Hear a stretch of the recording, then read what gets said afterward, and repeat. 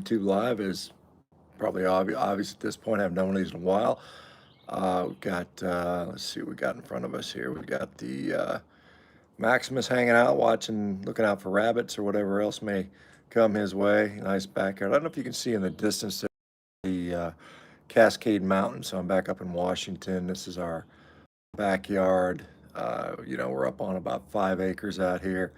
Real peaceful. Birds are chirping. It's about 80. It's going to be about 80 degrees today, so it's a nice, beautiful day, and just thought I'd enjoy it with you guys. So, as you know, I just got back into town. Well, some of you know that I was in California all last week in Laguna Beach. Did a couple big podcasts. One with a guy named Drew Pure Hit, which I think was quite a good podcast. Another one with a guy named Candy Ken, who's kind of a Austrian rapper. He's got kind of an interesting, eclectic audience of probably mostly younger people. He's something like 20 million, like 16 million TikTok followers, and 4 million on YouTube, and another couple million on Instagram. So interesting. I just got asked to do a podcast with Nicole Shanahan, who is running for, she's Bobby Kennedy's vice president. She wants to talk about, I think, the food system. So that'll be another interesting thing. That'll be sometime in in July rather. And then, actually tomorrow I head out to South Dakota. I'll be talking in front of a big group of cattlemen, some of the people in the National Cattlemen's Foundations, to talk about, hey, let's start playing offense, guys. Let's start getting some studies out there showing how healthy beef is, how it can reverse disease, because I think that's what we need to do. All right, I'm going to answer questions with you guys. I'm going to let me just say I'll shoot for maybe 30 minutes of this, and then got to go back to work. I got to put a talk together for the following week, where I'll be in Oklahoma talking at Clay Clark's event. I know Tim Tebow will be speaking right after me, so should be an interesting, again, audience. So let me go and just answer some of the questions here. What I'll do is just look for the questions and see. We got Christian saying Gordon from Croatia.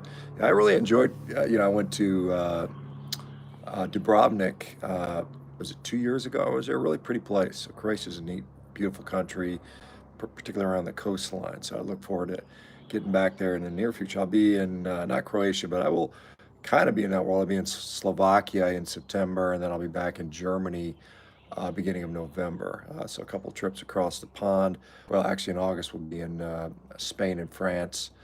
So I got quite a bit of traveling coming up here. So anyway, and then down to Quito, Ecuador in November. End of November I'll be in Ecuador, and then off to the Galapagos Islands for a little bit of a family vacation, I guess. Do I read lamb, says Adam XLG. I do from time to time. I like lamb. I think it's great. I think lamb is every bit as good as beef. It's every bit as nutritious. It's just in the U.S., lamb is just not as popular, not as easy to come by. Certainly can see it. I mean, you can definitely get it in the grocery store, but I tend to preference beef. DL saying hello from South Dakota. As I said, I'll be in Sioux Falls here tomorrow. I'll be in Sioux Falls tomorrow at that cattleman's event. So I'll just it's gonna be a quick in and out. I fly in, man. I gotta my plane leaves at 5 o'clock in the morning. I gotta connect to Sioux Falls. It's kind of crazy. I gotta fly from Seattle down to Phoenix and then up to Sioux Falls. It's kind of crazy the way the airlines. This way I could get a early enough flight. It's kind of nutty. So gotta probably leave the house at, gosh, what time I have to leave the house? Probably around 2:30 a.m. I just thought about that. That's gonna suck. Yeah, because boarding the plane's 4:20 in the morning. So, wow, I better get an early night's sleep, hopefully. Switch bit. My wife had recent lipedema diagnosis. History of fat or high protein carnivore. I don't know.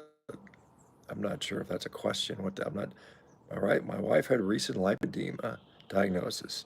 History, HO. Fat or high protein carnivore.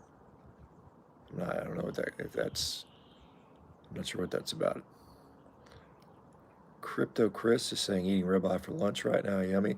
Speaking of that, although that'll offend a lot of the Bitcoin guys, I'll be going to speak at the Bitcoin conference in Nashville. I guess it's the largest Bitcoin event of the year, put on by Bitcoin Magazine. Apparently, something like 25,000 people will be in attendance there, so it'll be fun. I'll be doing that in Nashville, sort of the towards the end of July, so I'll be there as well.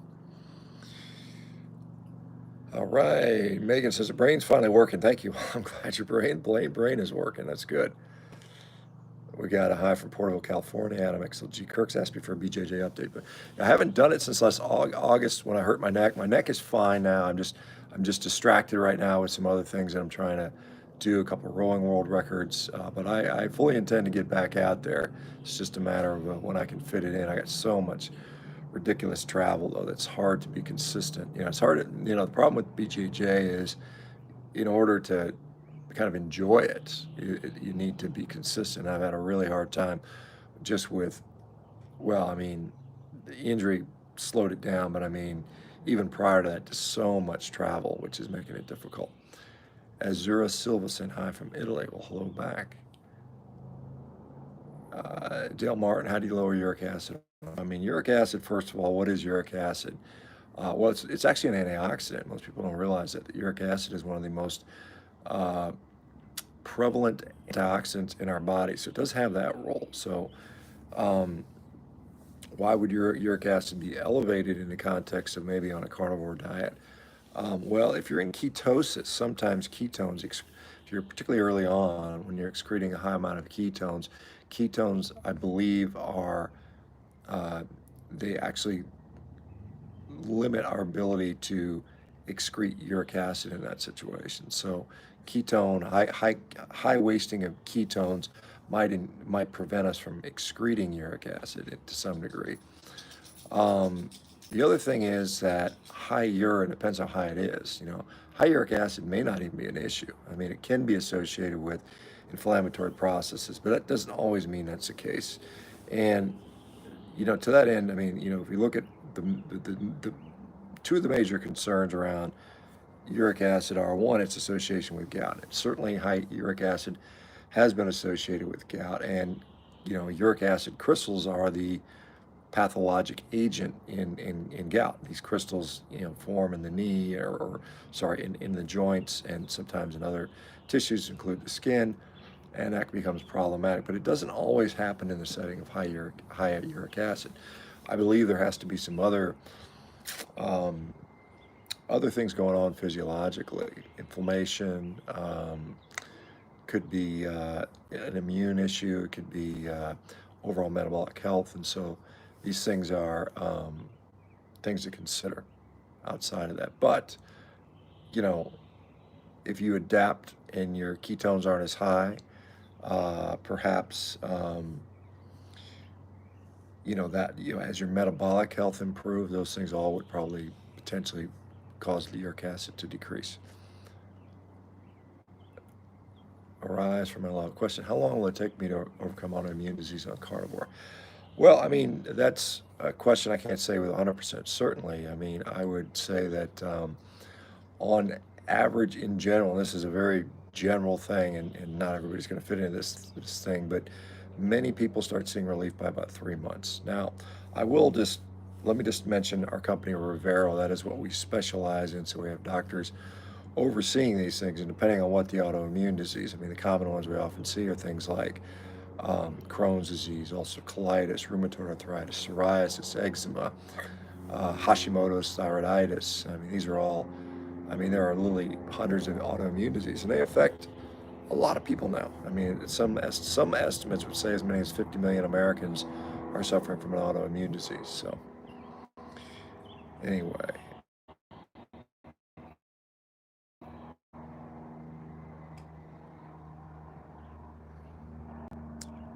all right.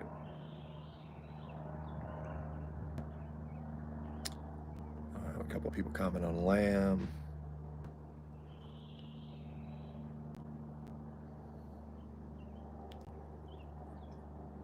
All right, let's see. Shawn, how do you respond to the claims that you are an FTM? Not even sure what an FTM is, so I don't know.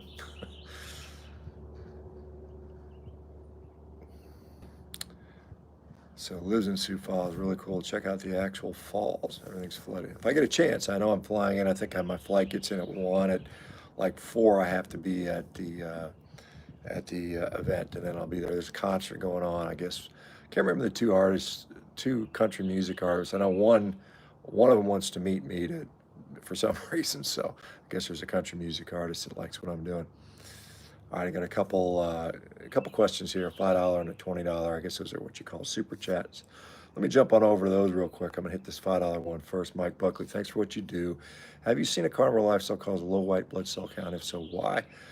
Yeah, that's actually pretty common, and the reason for that, and again, it depends how low is. If we look at the normal numbers, we often see something between like 4 and 12,000 is considered normal, right? And typically we see these things like 3, 4-ish. That usually is maybe 5 is pretty consistent with carnivore. And the fact that lower white blood cell counts, outside of things like neutropenia or cancer, things like that, are just associated with low inflammation. So that's probably what it is. It's just a lower inflammatory state. I see that very commonly, that people's white blood cell counts will be kind of low normal. And I think that's actually a good thing, to be honest. Hopefully that answers your question. Well, thanks for the super chat. Let me go to the DZ with a $20 super chat. Will Revero take commercial insurance in the future?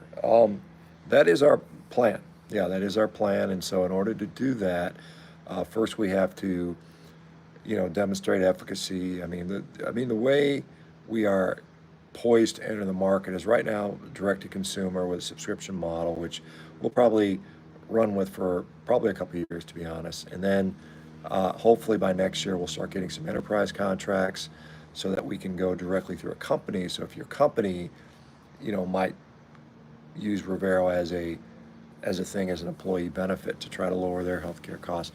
And then eventually we'll try to get in with the payers. I think that's the plan for now. So the answer to that is most likely, but it's going to be a couple years. I would anticipate, because they're not going to pay unless we can prove efficacy, and that's what we're doing right now, is making sure, and honestly, if Revero can succeed, and I'm very optimistic that we can, we will have to be efficacious. I mean, we'll have to get the job done, and that's my whole raison d'etre, if you will. I mean, the reason for being is to make sure that we can actually get people healthy.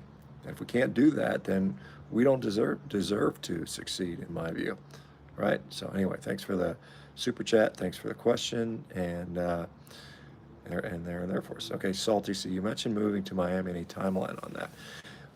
Yeah, we've got a little bit of work we got to do up here in Washington first. My son still has another year. Well, what is this? He's in 6th grade, 7th, 8th grade, maybe 2 years that he's got school.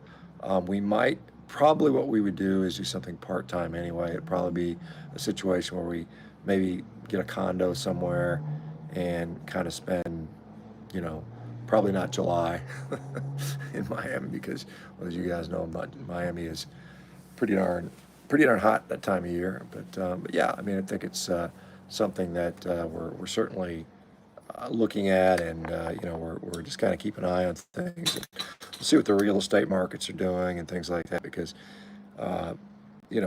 obviously sometimes are better than others, and so yeah, we'll hopefully be. I mean, I'm all for. Although it's so beautiful here right now. It's like if I could, summers in Washington, and maybe the rest of the year in a warmer place is nice. And I got to remember, my wife is French, and so she likes to go back and see her family. Most of her family still in France, and so she wants to be able in a situation where she can easily travel back and forth just to see her family, because they're getting older, and she's very tight with her family. And she has a big family, and she really misses her family, and I get that. I mean, I really, I really think that's important. A1 meat eater kid. I'm a master sprinter, 67-year-old. I'm currently dealing sprinting with Achilles tendonitis. Are there any ways to alleviate tendon pain? Well, that's a good question. Yeah, I mean,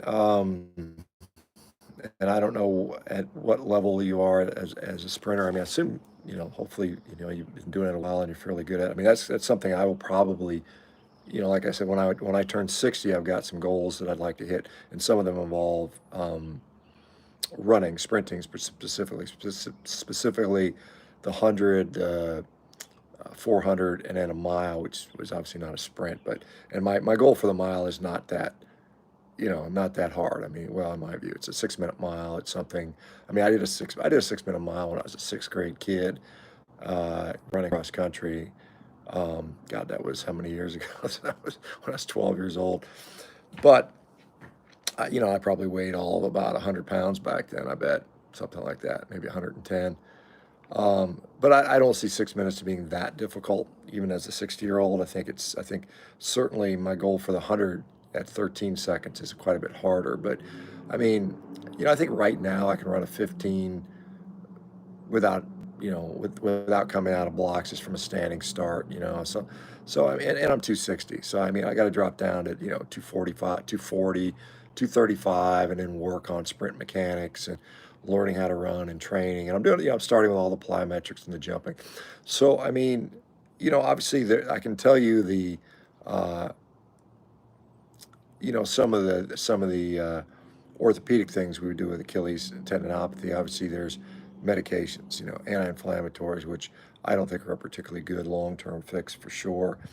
Um, and you probably are aware of all the stretching and things like that. Maybe some, and I don't know how you train. I mean, it might be that you have to do a long course of some extensive plyometrics just to build a tendon capacity. And that's something I'm doing right now. Like I said, I'm giving myself 2 years to hit these goals. One of the other goals I have is to dunk a basketball at 60, which is there's not a lot of guys that are 60. And granted, I'm tall. I'm 6'5", and some people, well, you're 6'5", but even still, there are very, very, very few people over 60 that have ever dunked a basketball. Most of them are former NBA guys like Jordan just did, and he's obviously, he's unique. A few other ones, Dr. J did. Uh, Trying to remember a few other NBA guys. A few other guys have done that, but and certainly not at my weight. And most of these guys are 180 or something like that, 6'5", 180, which, when you weigh 80 pounds, lifting another 60, 80 pounds is a hell of a lot harder. Um, I mean, diet, yes, can make a big difference, I think. So, I mean, I don't know what your diet is. It says meat eater kid, so I'm not sure if you're fully carnivorous. I would give that a try. I might look at, maybe a little bit higher fat version, maybe checking your glucose to make sure it's not getting high on you. That might be something to do. Um, I mean, really, I think it's going to be a lot of rehab and just diet and just strengthening that entire muscutendinous unit to stand up to the. I mean, because sprinting is incredibly stressful on the muscles. I mean, you because of the rates of force development that have to occur, it's extremely challenging. Okay, we got a big $50 super chat. Wow. Crypto Chris, did you hear about the raid on Angel Acres Farm Nourish Co-op in Michigan? They seize over 90,000 raw products made, then throw it all in a dumpster. Yanasa TV and Dr. McCullough, good friends. This is just cover this. And I did not hear about. I mean, I don't. I've seen. And thanks for the super chat thing, by the way. I've seen. I mean, various reports over the last few, like Amish farms being raided and people raiding people for raw stuff. I don't know all the details on. Is it just the fact that they're producing raw products, which, I mean, it's literally legal in I don't know how many states, 20 or 30 states. It's legal to have raw dairy products. I assume these are dairy products. I don't know when you say raw. Um, and I mean, obviously some states it's illegal, and I can't remember. Maybe I think maybe Texas it might be illegal, and I don't know where this Michigan. I don't know if Michigan if it's illegal. It might be illegal in Michigan, and so then it's just like, well, it's against the state law to produce it. You know, to me, obviously I find that to be nutty because, I mean, you think of the things that are legal that you can consume.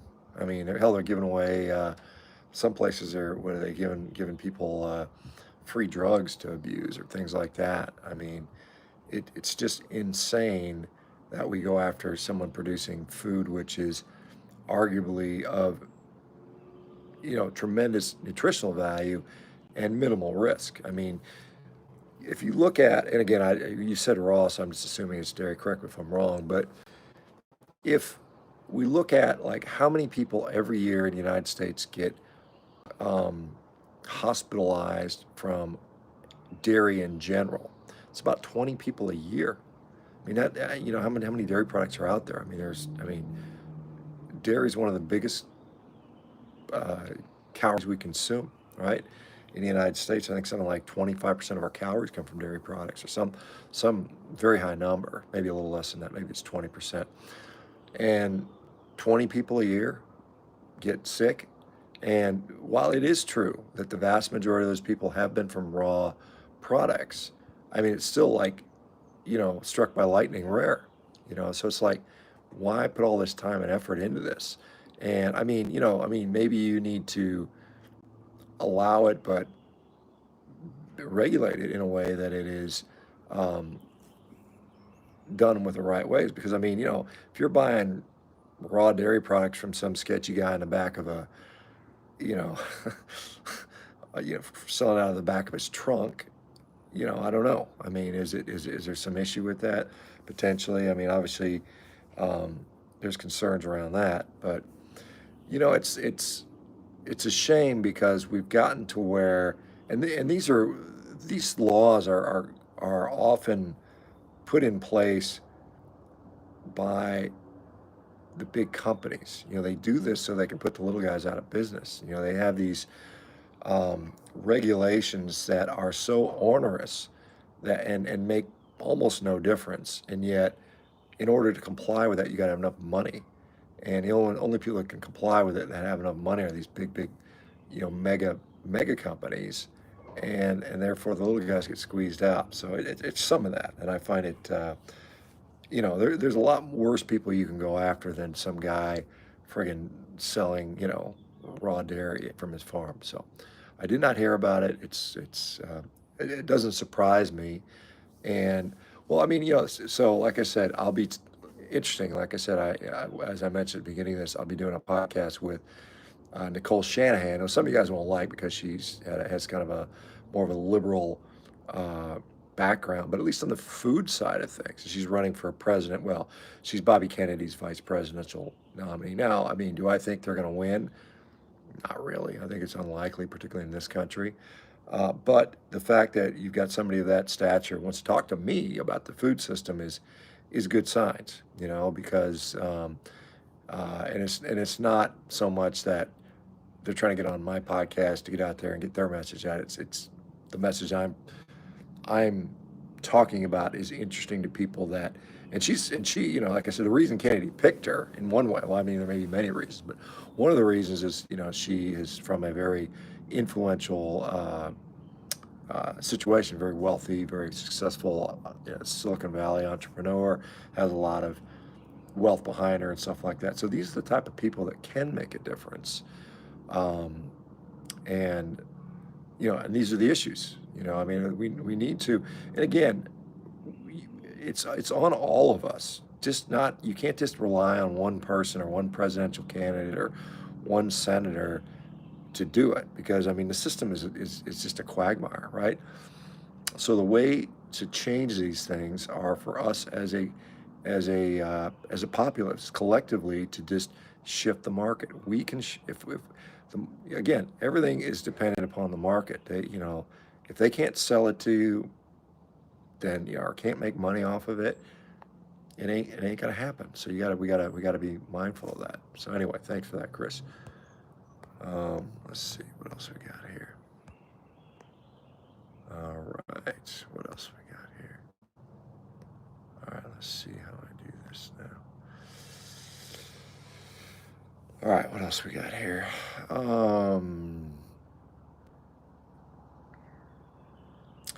Allison Keating Nordman. I lost 9 pounds in the fall, 57-year-old woman. Kicked up Meniere's disease symptoms. Lots of vertigo, gained all the weight back, eating lots more salt 3 weeks, and I haven't lost an ounce. Well, I mean, I guess it's hard to say the details on that, Allison. I mean, there's a lot of things it could be. It's hard to say. I mean, one thing I will just let me just say this as well. I mean, obviously, I'm obviously a proponent of our company, Revero. If you need a doctor to provide medical care, hey, go check it out. We're licensed in all 50 states.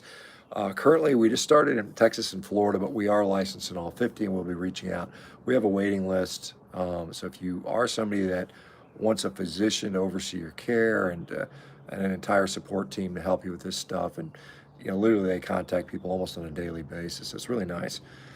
Get on the waiting list if as soon as possible. Just go to Revero.com, sign up. Now, I mean, I personally do non-medical, quote unquote, non-medical consultations. And so I could certainly talk about some general things around diet and lifestyle and things that may be going on. A lot of people, um, there's a lot of consideration when it goes to talk about weight loss. And, there's a lot of strategies that go into that. And, I think there's things that maybe there's reasons why you're not losing weight that are not obvious to you, might be obvious to me. I don't know. Let's see. Tracy Kensel can talk about what it is safe to feed dogs and cats. Yeah, meat. Meat is safe to feed dogs and cats. I will use my dogs as an example. Let me just show Mr. Maximus. He's chilling there. Moose. Hey, boy. There he is. There's Maximus. He's going to say hi. So Maximus, for instance, he's not, well, he's almost 9 years old. It's called a Coton de Toulier. He weighs, just under 20 pounds, probably about 18 pounds. He's a pretty big version of a Coton de Toulier. They're often 14 to 15 pounds typically. So he's on the bigger side, and he's all muscle because he works out with me all the time. Um, he gets basically ground beef every day. And I put a little bit of like, Costco sells this little dried chicken strips that are just basically two ingredients chicken. It does have a little vegetable glycerin in it, but I mean, it's just, so they don't dry out too bad. But that's what he eats. And he's been eating that for years. It does great, super healthy. So I think dogs can certainly do just fine on just meat. So go for it with your dogs. Now, if you want to add them raw bones and organs, that's up to you. I don't do that with mine. I don't think it's necessary, but some people would say that there are. CMAC. Any benefit from starting carnivore, going keto first, and then transition? Yeah, I mean, sure. I mean, it's like a transition down. I mean, a lot of people have done it that way. In fact, I was ketogenic before I went carnivore. Sure, I think certainly it can kind of help ease you into the mindset and the transition. Carnivore simpler. Carnivore may be more effective for a lot of people, but hey, you can start wherever you need to start. All right, we got Cunners eight. Question: ate carnivore for a while. It was great for weight loss and stable energy, but I struggled to get the necessary energy levels for weightlifting. Any tips? I was eating a lot of meat fat. Um, well, some of it, and I don't know how long you did it for. Some of it's just a matter of adapting to a fuel source. I mean, most athletes are chronically adapted to an omnivorous diet, with carbohydrates. That is most people. And how long do you think you've been adapted to eating that? 30 years, 20 years, 25, 30, 40 years, who knows? I mean, your body has become very adapted to using these fuels. I mean, it's more than just a week or two. Now, just to reasonably feel good on carnivore, most people 3 weeks, maybe 2 months for many people. And then as an athlete, I think that you're looking at many months, maybe 6 months, and really to really like totally dial it in, it might be even a couple years. That's what I found for me. The longer I do it, the more I'm just better at. I think staying hydrated. One of the things with we know what muscle function is.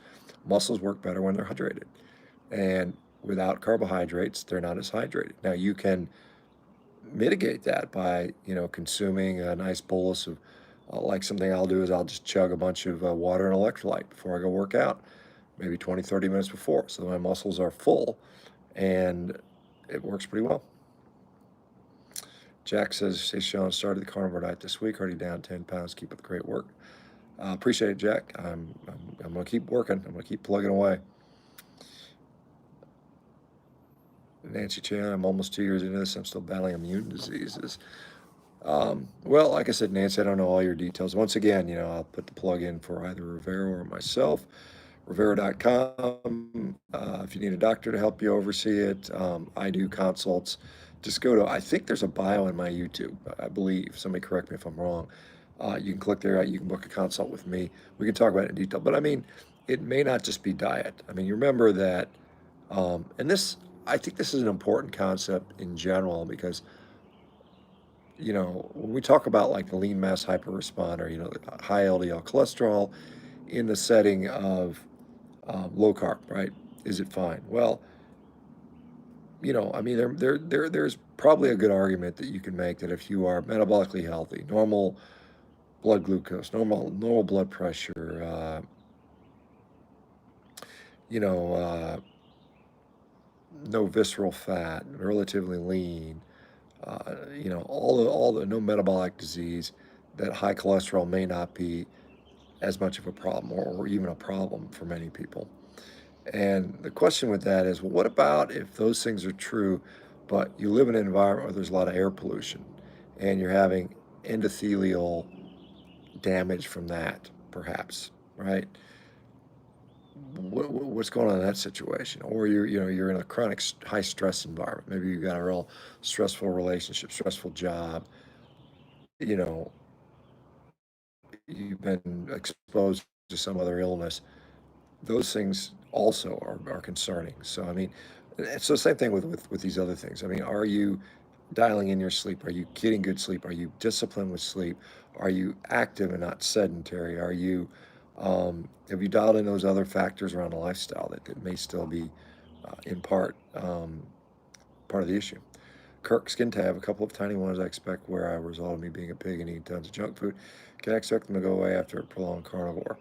Uh, well, I mean, it's certainly within the realm of possibility. We see a lot of people where that occurs. I mean, I think the skin tags are a growth, as you know, and one of the things that makes things grow is insulin. So if you can improve insulin resistance so that the insulin levels don't tend to be as high, then yes. So I mean, I think concomitantly, as you lean out, as you lose belly fat, as you lose excess visceral fat, and those things shrink, which are also growth item. Remember, body fat is growth, just like skin tags are growth. So as those things come down, you get leaner and leaner, and you might get down to where you need abs for them to go away potentially. So yeah, I mean, I think it's possible.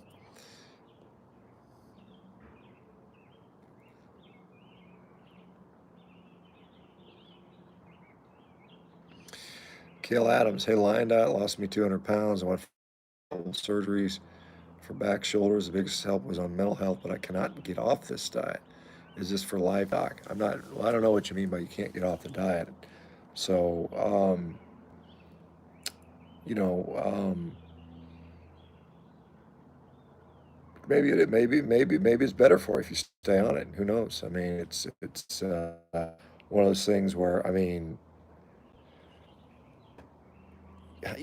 can have you tried adding one single ingredient in small amounts at a time and see how you do? I mean, that's how I would approach it if you wanted to get off it. But I'm not sure what's preventing you from getting off it. Is it just bad symptoms recur? Hard to say. We got John Leitergren saying good morning from Sweden. And hello again from Finland, says Turamir. Lamb is a ruminant. Yes, it is. All right. What else we got here? Good morning from Grants Pass, says Steve. Yeah, well, I was just there in Grants Pass yesterday morning. So I spent yesterday morning there in Grants Pass. It was a pretty little town. Yes, I stayed at the old Super 8, me and the dogs. So right there on, I think it was 7th Street, if I'm not mistaken. I can't remember, but anyway, it was was, I thought I was gonna stay in Medford, but I was like, "Yeah, I'll just keep driving a little farther," and, um, went up to Grants Pass, and, so that because I drove up from Orange County, so that was about 12 hours in the car, which is, I think, enough. I guess if I could have just pushed on for another 7 hours and, but then I would've got in at, like, 3 o'clock in the morning, which would have ruined the day, so it's made more sense just to break it up. Andrew Eakin, can carnivore diet help kidney disease? It can and has. Again, I don't know your exact, uh, I don't know if what your exact situation is, but for many people, improving your diet quality definitely helps your kidneys. We've seen that. I mean, there's actually published studies on this. David Unwin, who's a friend of mine from the UK, did a whole case write up on his clinic on people that he put on high meat, low carb diets. Some were carnivorous that were diabetic with kidney disease, and the kidney disease generally got better for sure.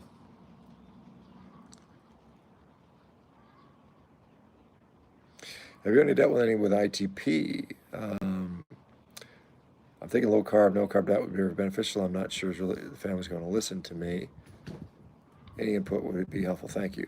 Rana Pearson. Rana, I have seen a few people with ITP improve with carnivore, And again, I mean, I don't know. The family, it's up to you. I mean, you're the one that's got to put it in your mouth. So, I mean, I don't know why the family has to dictate what you eat. So, Mohammed Salma, can I include blueberries in my carnivore diet? Well, you can eat whatever you want. I mean, it wouldn't technically be a carnivore diet at that point, but I mean, hey, I'm not anybody's mother. You do what works for you. I mean, there are a lot of people that eat, a meat-based diet with some blueberries in it and do fine. So it could be. You said he was going to quit smoking. Interesting.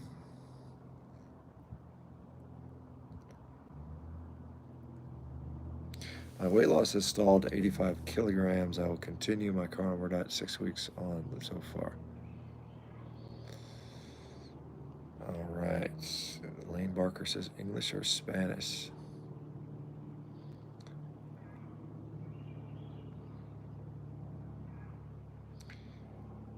All right.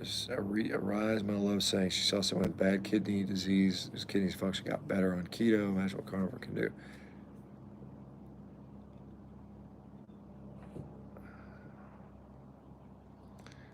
We got, looks like some troll in here.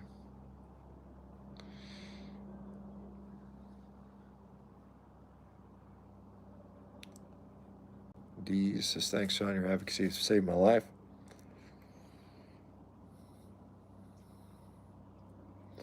The last style matter. How successful is liver-lowering drugs when used on a carnivore diet? Well, I guess it depends on the drug, and it depends on how well it's tolerated. But I mean, certainly it can help if you want. If your goal is to, uh, if your goal is to lower your LDL.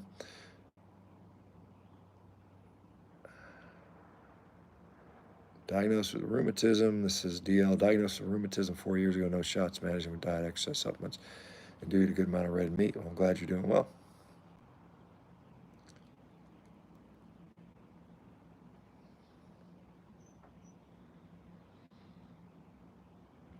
M saying, how many times a day are you currently eating? About twice.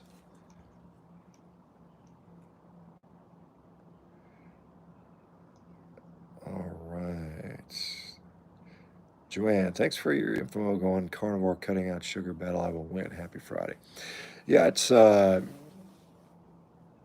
something, like I said, once a week I do a meeting with the patients at Revero. So I mean, people that sign up for Revero, yeah, they've got their physician that takes care of their health coaching team, all the tech support and all the biomarker feedback that we analyze.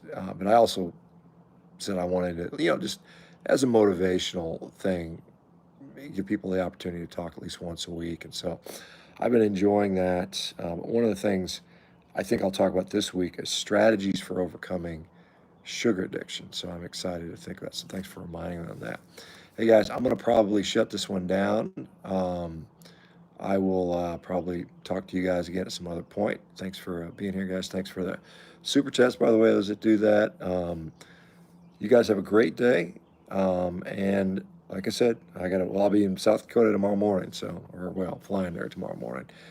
We'll talk to you soon. Take care, everybody. Bye-bye.